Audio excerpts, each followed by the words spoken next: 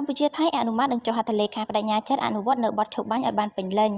លោកស្រីឧត្តមសេនីយ៍ឯកម៉ាលីសុជាតាអ្នកនាំពាក្យក្រសួងការពារជាតិបានបង្ហាញអំពីលទ្ធផលនៃកិច្ចប្រជុំពិសេសលើកទី3របស់គណៈកម្មាធិការព្រំដែនទូតកម្ពុជាថៃ GBC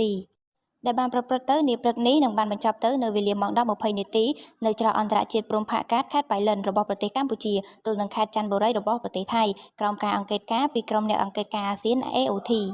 ប្រចាំកម្ពុជានិងថៃដែលដឹកនាំដោយឯកឧត្តមនាយឧត្តមសេនីយ៍ទាសីហាឧបនាយករដ្ឋមន្ត្រីក្រសួងការពារជាតិកម្ពុជានិងឯកឧត្តមណដ្ឋផុន ណផានិតរដ្ឋមន្ត្រីក្រសួងការពារជាតិថៃលោកស្រីបញ្ជាក់ថាកិច្ចប្រជុំពិសេសលើកទី3របស់គណៈកម្មាធិការព្រំដែនទូតកម្ពុជាថៃ GBC បានអនុម័តនឹងចុះហត្ថលេខាលើសេចក្តីប្រកាសរួមនៃកិច្ចប្រជុំពិសេសលើកទី3នៃគណៈកម្មាធិការព្រំដែនទូតកម្ពុជាថៃ GBC រវាងកម្ពុជានិងថៃ